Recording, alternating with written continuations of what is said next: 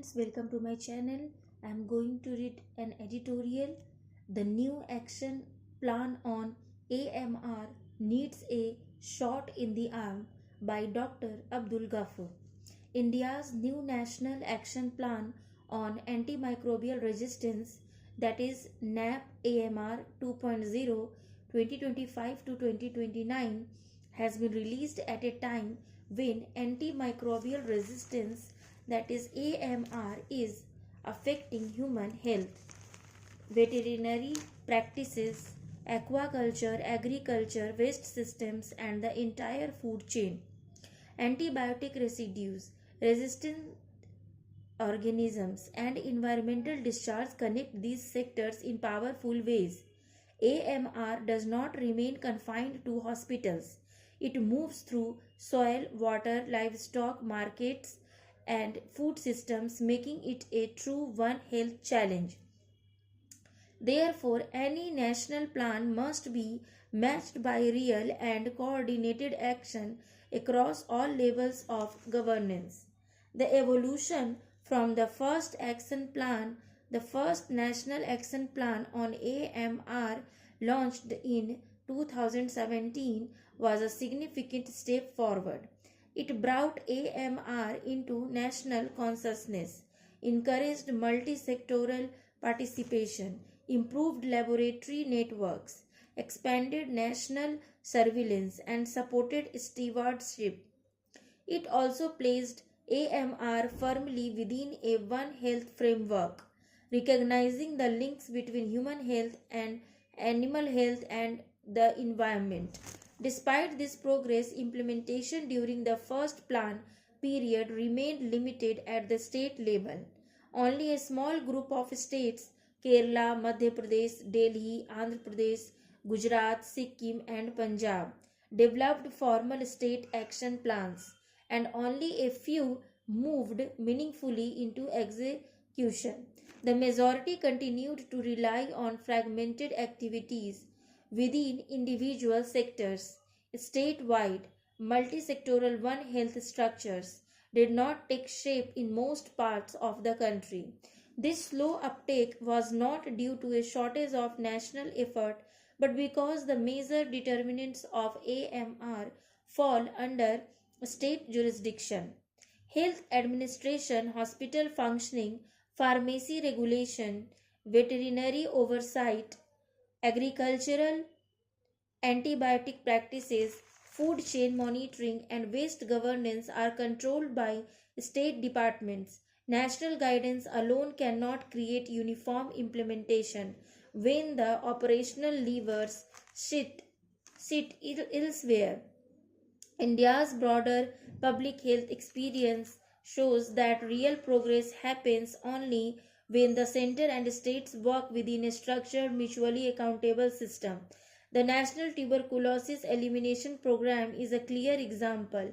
Its achievements arise from regular joint reviews, shared monitoring missions, and clearly defined role across levels of government. The National Health Mission follows similar principles where coordinated planning, dedicated funding signals, and periodic performance assessments enable states to turn national priorities into on-ground action. The NAP-AMR 2.0 represents a more mature and implementation-oriented framework when compared with the first plan. It moves beyond broad intent and outlines clearer timelines, responsibilities, and resource planning, an important advancement in the recognition that India cannot address AMR without meaningful participation from the private sector, which delivers a major proportion of healthcare and veterinary services. The plan also strengthens its scientific base by placing greater emphasis on innovation, rapid diagnostics, point of care tools, alternatives to antibiotics, and improved environmental monitoring. It deepens its One Health perspective, giving more attention to food system pathways, waste management, and environmental contamination. Surveillance structures are more integrated across human, veterinary, agricultural, and environmental sectors, creating a harmonized national approach. In terms of governance, the Nap-Amr 2.0 introduces a higher level of national oversight by placing intersectoral supervision under Niti Aayog through a dedicated coordination and monitoring committee. It repeatedly stresses that every state and union territory should establish state AMR cells and prepare state action plans aligned with the national framework, supported by a national dashboard for progress reporting. These developments signal that AMR is evolving from a technical health issue to a national development priority requiring multi-departmental engagement. Where the new plan falls short, despite these important developments and the stronger emphasis on state level implementation, the fundamental weakness of the first plan remains unchanged. The plan stresses that states must develop AMR action plans and establish AMR cells, but it does not create any mechanism to ensure that they do so. There is no formal center state AMR platform, no joint review mechanism, no statutory requirement for states to notify or implement their plans, and no financial pathway, such as NHM linked incentives, that could anchor sustained state commitment.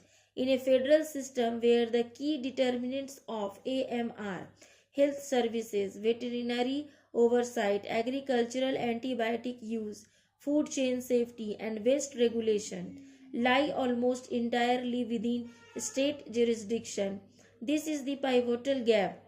Without a structured method for political engagement, administrative follow through, and shared accountability, even a well designed national plan risks remaining a technical document rather than a functional national program.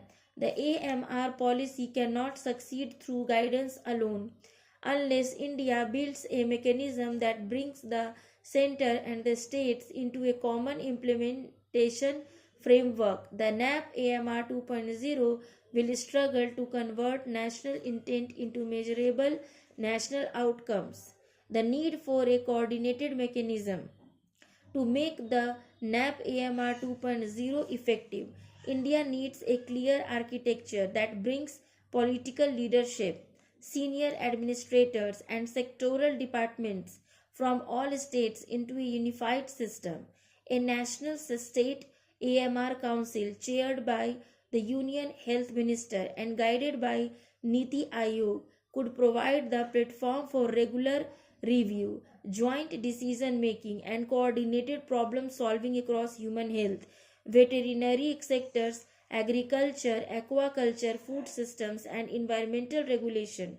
State engagement would also strengthen if the union government formally requested each state to prepare and notify its AMR action plan with timelines and annual reviews.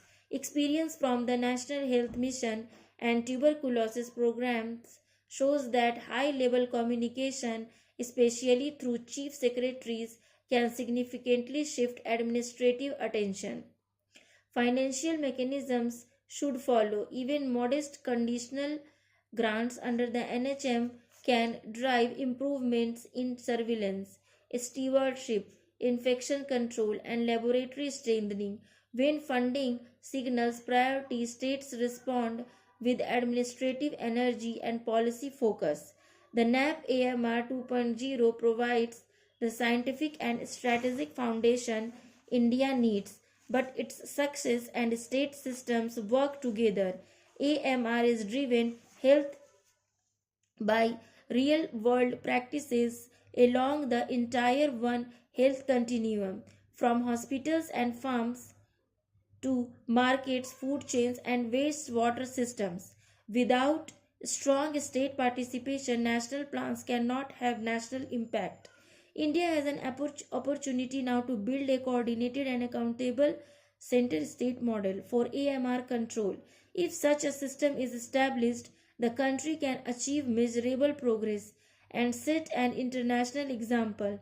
Without it, even the most well crafted national plan may remain a document of intentions rather than a framework for action. With stronger coordination, political commitment, and sustained support across states and sectors, the NAP-AMR 2.0 can become a turning point in India's AMR journey. Thank you for listening.